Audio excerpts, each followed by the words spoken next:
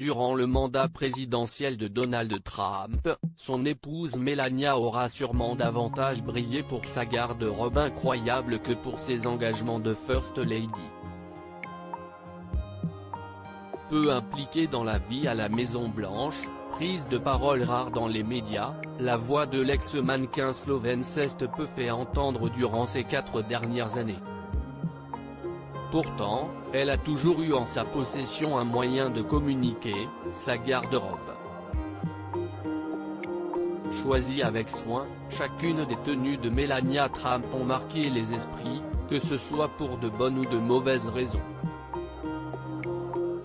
Décriée après l'élection de Donald Trump, les couturiers ne se sont pas bousculés pour habiller la First Lady, même si c'est le genre de presse que recherchent généralement les créateurs.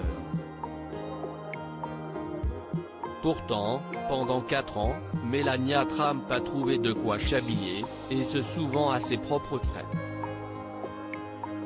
Son premier look marquant a été la tenue qu'elle portait lors de l'investiture de son mari, le 20 janvier 2017. Une robe en cachemire double face, surmontée d'un boléro à col montant, de longs gants, des tailles en aiguille, le tout de couleur bleue layette et signé Ralph Lauren. Et ce jour-là, Melania Trump a rappelé une autre célèbre First Lady, Jackie Kennedy.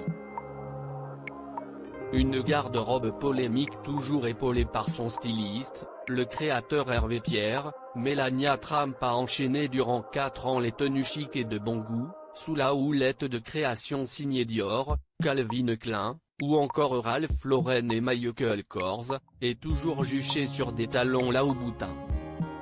Toutefois, si en 4 ans Donald Trump a eu son lot de sorties polémiques, son épouse elle, les a provoquées côté style. Son premier faux pas, avait été en 2017 de se rendre au Texas sur les lieux de nombreuses inondations perchées sur des talons hauts. Quelques mois plus tard, c'est avec une veste Zara où l'on pouvait lire I don't care, do you? Je m'en fiche, et vous? Note de la rédaction, que la First Lady avait fait polémique, tandis qu'elle se rendait dans un camp pour enfants sans papier, qui avait été séparé de leurs parents à la frontière entre les États-Unis et le Mexique.